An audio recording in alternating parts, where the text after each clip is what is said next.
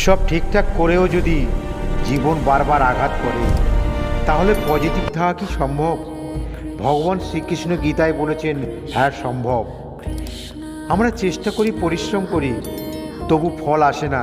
মানুষ কষ্ট দেয়, পরিস্থিতি ভেঙে দেয়, তখন মন বলে সব ছেড়ে দিই।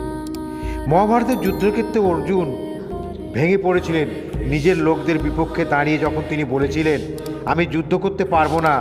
ঠিক তখনই কৃষ্ণ হাসলেন, কারণ তিনি জানতেন নেগেটিভিটি মনই আসল শত্রু।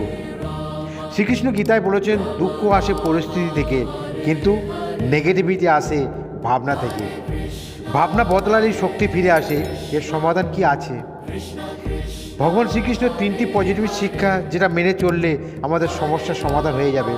নাম্বার 1, কর্ম করো, ফলের চিন্তা করো না। নাম্বার 2, যা তোমার নিয়ন্ত্রণ নেই তা ছেড়ে দাও।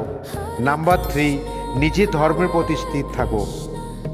আমি যখন ব্যর্থতা ভেঙে পড়েছিলাম, তখন এই গীতার এই বাণীগুলো আমাকে আবার দাঁড়াতে সাহায্য করেছিলেন।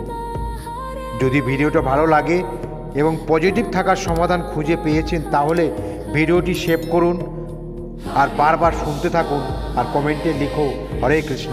ভগবান শ্রীকৃষ্ণ আপনার সঙ্গে আছেন। So thank you so much and god bless you.